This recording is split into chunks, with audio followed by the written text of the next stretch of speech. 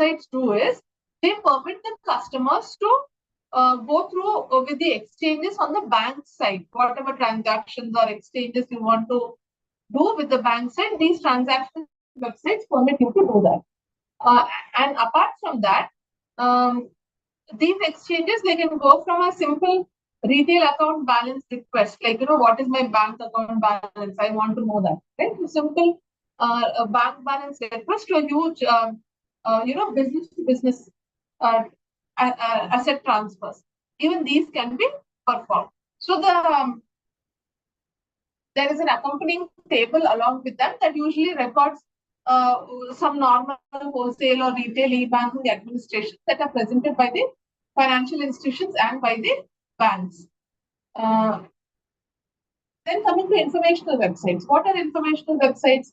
These informational websites, they offer general data regarding the bank and its services and products to the clients. Coming to the wholesale services by the bank. What are the wholesale services that are offered by the bank? Some of the wholesale services that are offered by the banks are account management, cash management, and processing of any small business loan applications, approvals, commercial wire transfer, and business-to-business payments, employee benefits, pension administrations, and all of them. Okay? Coming to retail services. Now, retail services also include account management. There, in wholesale services, it included account management of big business companies, business organizations, whereas here it includes account management of individuals, person. Right? So, retail services of the bank include account management, bill payment, new account openings, consumer money transfers, investment and brokerage services, loan applications, approval of these loan applications, all these services, and account aggregation, all these are the retail services provided by the bank. Now, let us try to know in detail as to what are the services offered under e-bank. So, the first, most commonly service offered under electronic banking is the mobile banking. Mobile banking is also known as m-banking. Now, mobile banking, it is a name utilized for performing account transactions or transactions, bill payments, or your balance inquiries, or any other financial transactions through a mobile phone, right? Even your credit applications, all these things. That is known as a mobile banking. So, most of these banks have an app. They have an app. So when customers download those apps on their mobile phone, all the transactions that they can perform when they go to a regular branch, a physical branch, they can perform it through the mobile phone. Even request for a checkbook, even such kind of things also. Right? Then coming to electronics, that is one first service under e-bank. Coming to the next service is electronic clearance system, or ECS also it is known as, right? So this ECS is a very useful facility for those individuals who are very busy. So what happens is, if every month, if you have a credit card, every month on 10th you want to pay the credit card bill. So sometimes we might forget.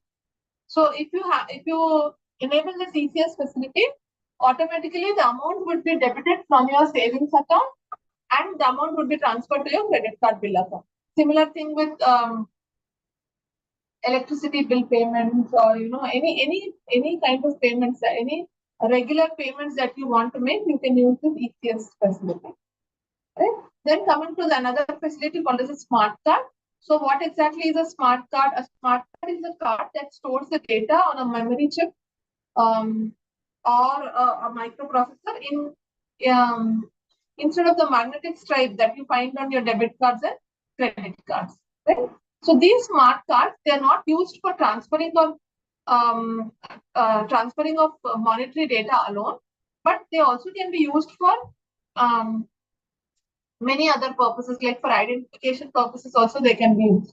So these exchanges that are made with these smart cards are encrypted, so that the exchange of data can be protected from one party to another party. And each of these encoded exchange, it cannot be hacked, but it does not transfer any extra pass data, right? So what's required for finishing that single or exchange or transaction, only till that point it is available, right? The next facility is electronic fund transfer. So electronic fund transfer, that is the electronic exchange of cash, starting with an individual account in a bank to another individual account of the same bank, or another branch of the same bank, or could be other financial institutions, or any other multiple institutions. The transfer is possible to multiple institutions. Excuse me, ma'am. Again, yes. Which topic, madam, you are telling? Electronic banking. Electronic banking. Yes. Again, here also, yeah. Again, here also, you don't need the intervention of any banker, any bank employee. All this can be done through your own phone or your own laptop or your own personal computer. So there is no involvement of bank staff. Then another facility that can be provided is telephone banking. So telephone banking, that is an assistance given by a bank or any other subsidiary of the bank or a financial institution that gives the facility to the customers to perform some transactions through a telephone, right? Through a telephone. So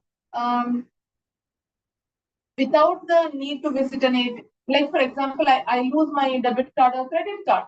In order to prevent misuse of this debit card and credit card, I can immediately call the customer care of the bank and I can ask them to block my card so that nobody misuses my card. Right? A lot of other facilities are also available on telephone banking. You can ask for your account balance and things like that. Then coming to internet banking, right? So internet banking is a web-based banking. This is an assistance that is provided by the bank that permits the account holders to get the record information through the use of the web or the internet, right? This internet bank, through the customary banks, they help the clients to to do all kinds of transactions like bill payments, balance requests, stop payment requests, or balance inquiries. Even they can apply for online credit cards. They can apply for some loans. They can transfer money from their savings account to a fixed deposit account. They can open an FD account. An FD account can be renewed. An FD account can be terminated. All this can be done. Right? So this account banking, there are no time constraints for it. Internet banking or internet banking, there are no constraints. You can do it at any time, whichever time that particular customer is free. Coming to home banking, right? Sometimes, in some places, some of the financial transactions or monetary transactions can be done from home also. Instead of the customer coming to the bank will come to the customer. So this facility is usually given to, take for example, there are elderly people who are not in a position to move, but they have to come to the bank to sign on something. So in such instances, the banker can instruct one employee of the bank to go to the home of the customer and get those particular things done. So only in such cases where a customer is not mobile, is not in a position to move, such kind of requests are also agreed by the banks. Right? Now let us now try to understand what is the significance of e-banking. Right? What is the significance of e-banking? Whom does it benefit? Now, before understanding the significance or benefits of e-banking, one thing that you should understand is e-banking is beneficial to the customers, it is beneficial to the business houses, and it is also beneficial to the banks. So, e-banking is beneficial to everyone concerned. not just one or two people. It is beneficial to customers. It is beneficial to clients. Clients in the sense that business houses, and it is also beneficial to the banks themselves. Let us first try to look at how does it benefit the customers. Okay, how does it benefit the customers?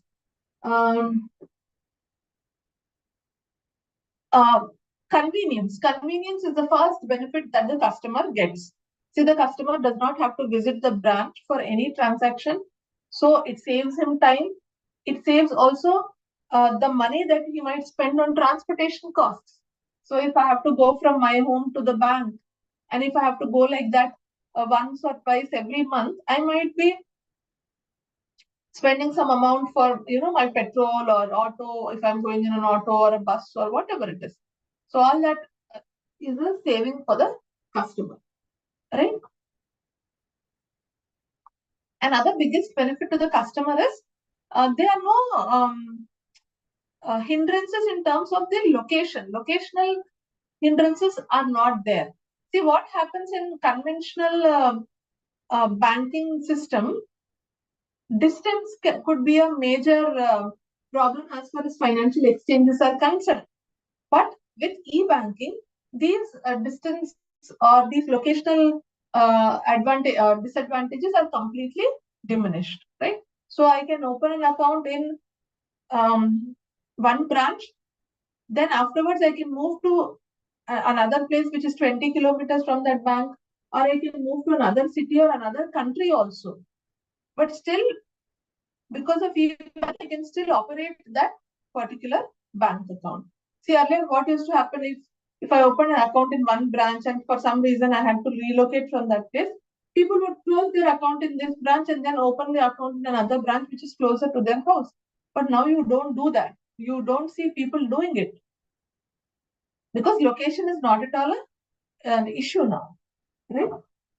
And again, convenience, like I told you, anytime, any place, financial transactions can happen. So these are some of the benefits that the customers enjoy because of e-banking.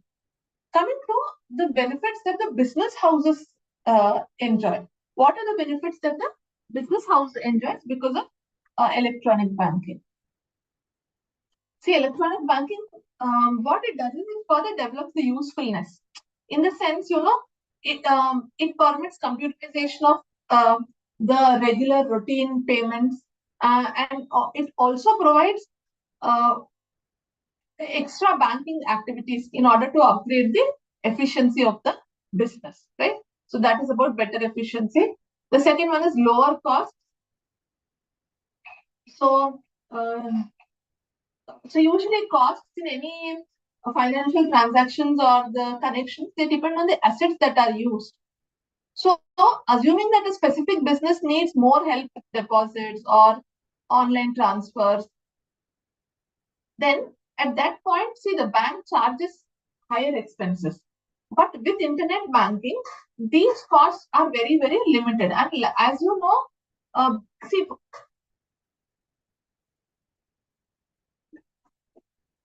see, as an individual, I might only be I might be doing online transfer of money maybe twice a month, thrice a month, or at the most 5 times or 10 times a month. But like business houses, they might have to do online. They might have to transfer funds maybe like 100 times in a day. So even a small deduction in these expenses would really make a lot of difference to the overall cost that the business house is incurring, right? And another benefit that the business houses experience because of this is, see, the electronic, the financial data in electronic form, or we can say electronic financial data, that reduces mistakes when compared to normal financial transactions. So, typographical errors or mixed up data, sometimes these mistakes can be very, very expensive for the organization, can be very, very costly for the organization. So whereas such kind of mistakes can be drastically reduced when you use electronic banking. So, a simple audit of the record or the accounting activity, this upgrades the accuracy or precision of the financial transactions. And another very big advantage of electronic banking is reduced misrepresentation. See, electronic banking, it gives us it gives an impression to all the people who reserve that privilege to change banking services. Now, what happens in this manner? The business has better perceivability into its exchanges, and it becomes hard for any fraudsters from committing crimes. Right? Next, coming to account reviews. Now, business houses, they can appoint staff, or they can assign staff individuals who can get to the records rapidly using a web-based financial interface. So if a business house wants to check the transactions that have happened over the last 1 month, assume if they are in the physical form, checking them is difficult, cumbersome, and time-taking. Whereas if all these transactions are recorded on a web-based interface, you know how fast and how easy it can be to review this account, right? So what this does is it permits them to audit the record action and also facilitate smooth working of the account, right? So these are some of the benefits that the business houses experience. Coming to the benefits that the banks are experiencing. What are the banks' benefit when it comes to e-banking? Banks, the first and the foremost benefit is banks pay lesser exchange costs. See, electronic exchanges are the least expensive methods of exchange. Just as we individuals have to pay some money, even banks have to do that. But when this exchange happens through electronic mode, then the cost is very, very less. And again, there is a very reduced chance for human blunder. Why? Because the data is handled electronically. There is no space for human mistakes or errors. And reduced desk work, paperwork is reduced, desk work is reduced, and that whole financial cycle, that whole financial transaction, it is very, very simple to deal with. And see, it is also environmentally safe. They say, unnecessarily, why do you have to print tons and tons of paper if everything is recorded electronically, right? Then coming to decreased fixed expenses. Banks do not have to have many employees in the branches. They don't have to open many branches, right? They can reduce the number of branches. They can also manage with lesser staff. So, their fixed costs, their fixed expenses also are reduced drastically.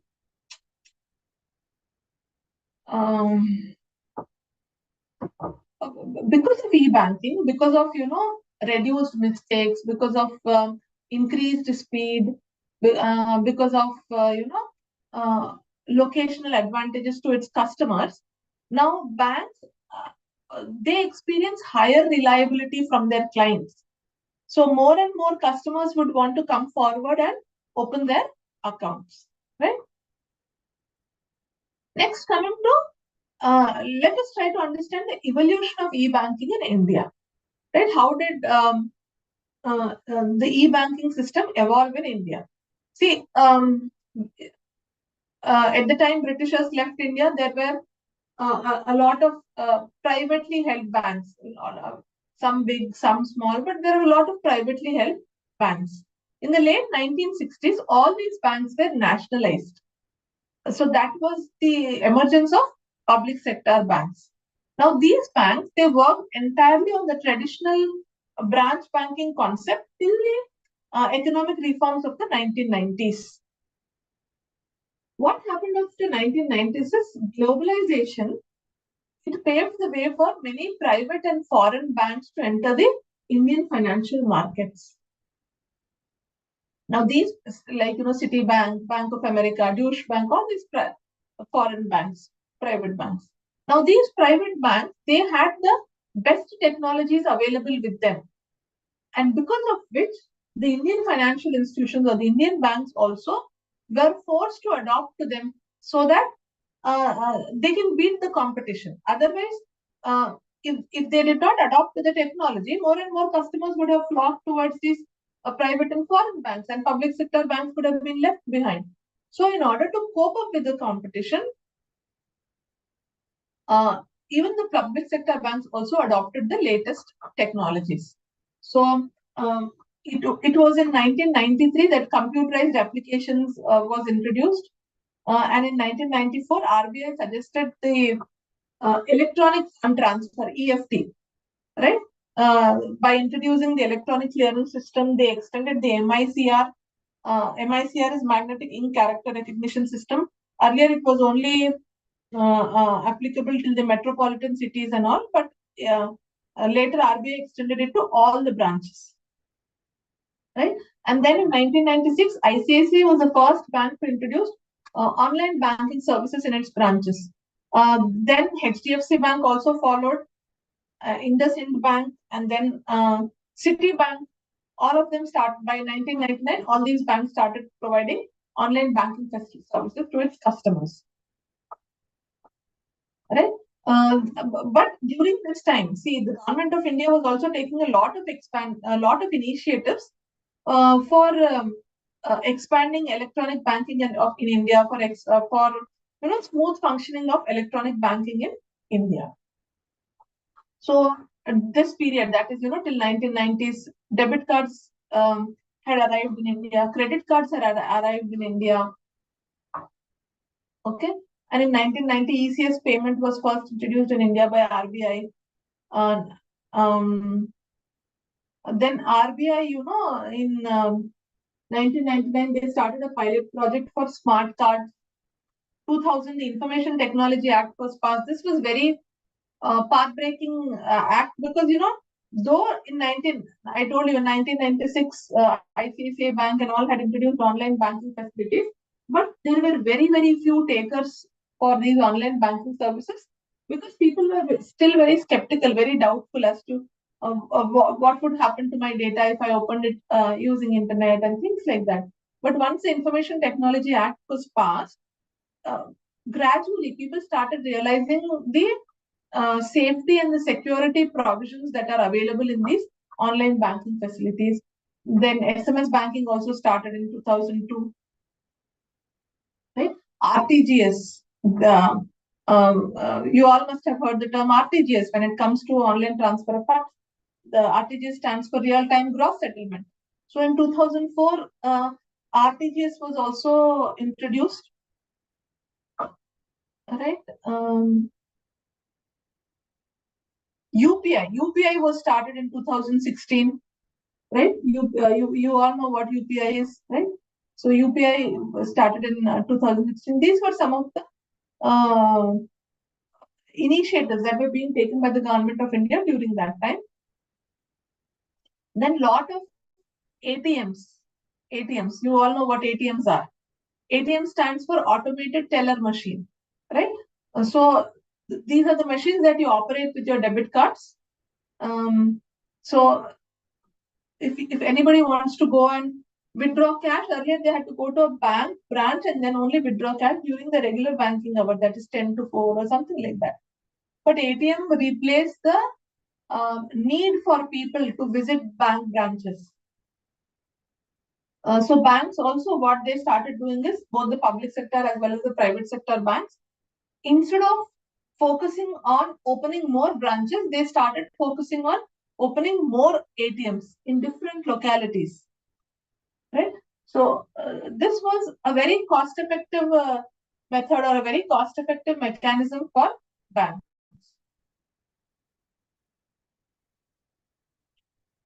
This was not only cost effective for the banks, it was also very, very convenient for customers, because now they could access their account. They could withdraw money from their account 24/7. They did not have to think about working days or holidays or timings or any such kind of thing.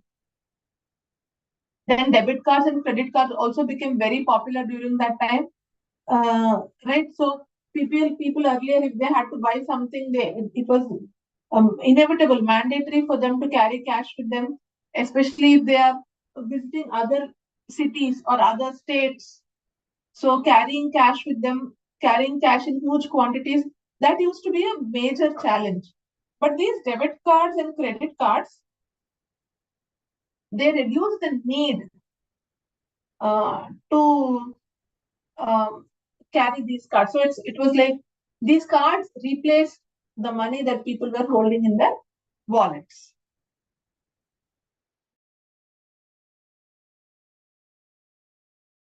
Funds were being transferred from one account to another, right? And it was possible with the help of IMPS.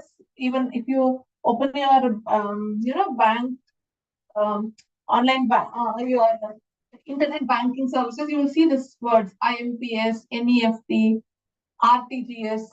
All these services were introduced. IMPS stands for Immediate Payment Service. NEFT stands for National Electronic Funds Transfer. And RTGS, like I told you, stands for Real-Time Gross Settlement. So banks could provide all these facilities only because of online bank. Right? Next, coming to bill payment services. See, this e-banking services, they also facilitated bill payments like electricity bills, mobile bills, insurance bills, all these. Now, what banks did is banks entered into a tie-up with various utility companies or service providers or different insurance companies across the country. Now, one biggest advantage that internet banking has done is internet banking has made all kinds of purchase possible with a few simple clicks or taps on our devices. Now, with the wide range of products that are available in the online market, it became very easy for people to browse and also make payments. Right? So this e-banking, what it has done is it has made access to banking services possible. Right? So these are some of the benefits. Now, coming to challenges, are there any challenges in the growth of digital banking in India? See, e-banking success, not just in India, anywhere if you see, the success of e-banking depends on the rate of internet penetration in our country. Right? So if though today internet has penetrated even into the rural areas of our country, but still some places still have poor infrastructure, low position of computers, or lack of internet service. This is still a serious threat to the growth of e-banking, especially in the rural India. And these rural areas comprise almost more than 60% of the total population. Where does 60% of India's population live? 60% of India's population lives in the rural areas. So people staying in these rural areas, they play a very crucial role in building the country's economy. But if if there is lack of resources, or if there is very less internet connectivity, then convenient banking services would not be possible, right? And even banks and governments also have now shifted their focus from big cities to rural banking platforms. If you see, there are different committees that have been set up that have made it compulsory for all the Indian banks to open at least 1/4 of their new branches in rural areas. So that is mandatory. But like okay, see, this making it mandatory for banks to open new branches in rural areas, this comes with a huge operational cost. Right? There is a huge operational cost in opening up new branches and running them profitably. So internet banking can be of great help in such a situation. So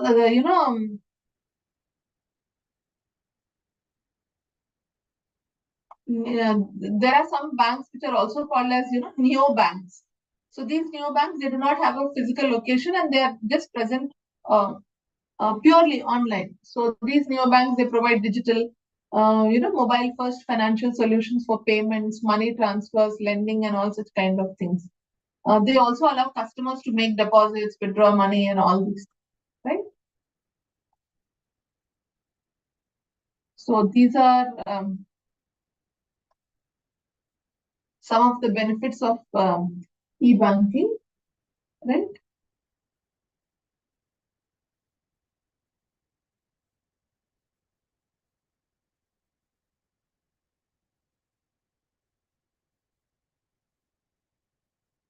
Excuse me, madam. Yes, Ma'am, today this is last class, I think. yes. And you give the important questions, madam, from block 1 to block 5 and notes also. No, I'm telling you, no, I cannot give you important questions. You have to study everything that is given in your the study material that you got from university. You have to study from that, not from important questions or any notes.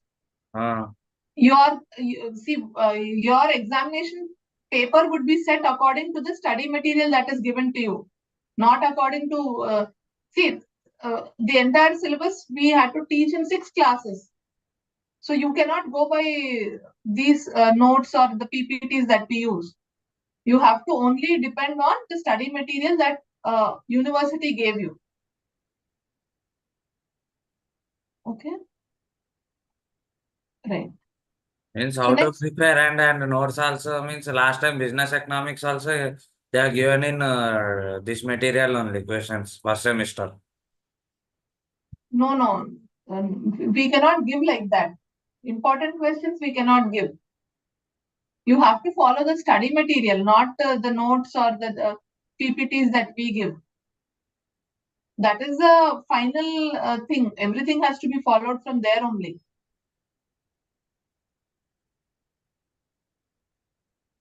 Okay.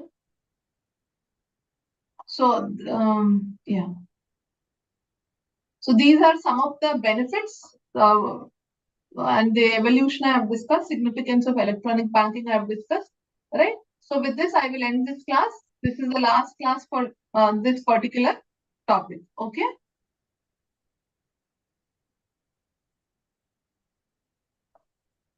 You all can leave now.